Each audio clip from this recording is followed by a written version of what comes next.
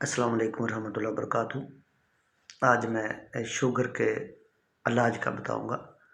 Sugar कुछ भी नहीं, मैं बहुत अरसे से इसका इलाज कर रहा हूँ। मुझे खुद भी शुगर थी 2017 में। शुगर कुछ भी नहीं, अपना लाइफस्टाइल खाने का बदलें, अपने रहने सहने का बदलें। शुगर का मैं आपको ऐसा नुस्खा बताऊंगा कि शुगर हमेशा के लिए आपकी नॉर्मल हो जाएगी। ख़त्म हो जाना तो मैं नहीं कहूँगा, ख़त्म हो जाना तो बंदे की मौत है ना। ये शुगर एक लेवल है, उससे कम भी नहीं होनी चाहिए ब्लड प्रेशर की तरह। तो सबसे पहले आपने अपने आप को परहेज़ करना है, ठीक है। शुगर इंसान को बंदा बना देती है। जो लोग ओवर ईटिंग करते हैं ना, बहुत ज़्यादा खाना खाते हैं, तो उनके लिए शुगर एक सबक है।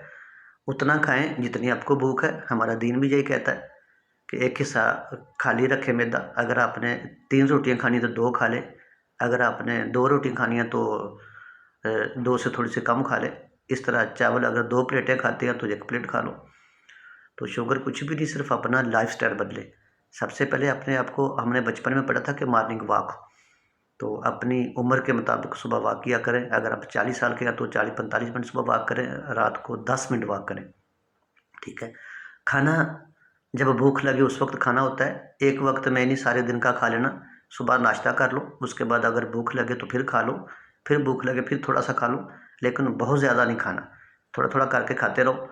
उसके बाद चावल को बहुत अच्छी चीज़ नहीं है। अगर आपने खाना ही है तो एक टाइम टेबल बना ले, एक मेनू बना ले कि हफ्ते में हमने जुमे को खाना खाना है, जुमे को चावल खाने हैं, संडे को खाने हैं, बुध को खाने हैं।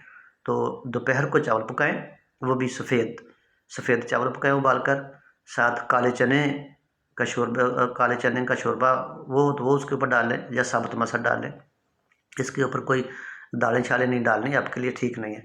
तो काले चने बहुत बेहतर है शुगर के लिए, तो वो डाल के खा लें। और रात का खाना आपने सालन रोटी ही खानी है।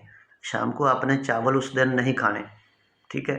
इसी तरह ही हफ्ते में 2 बार आप सब्जी, एक करेला होता है तो इसको पका कर खाएँ। और 2 दफ़ा नहीं खा सकते तो हफ्ते में 1 दिन करेले कर लो, 1 दिन काले चने कर लो। ये दोनों बहुत बेहतरीन चीज़ें। तो सफ़ेद चने नहीं खाने। उसके बाद अपनी वॉक को बढ़ाएं, अपनी एक्टिविटी को बढ़ाएं।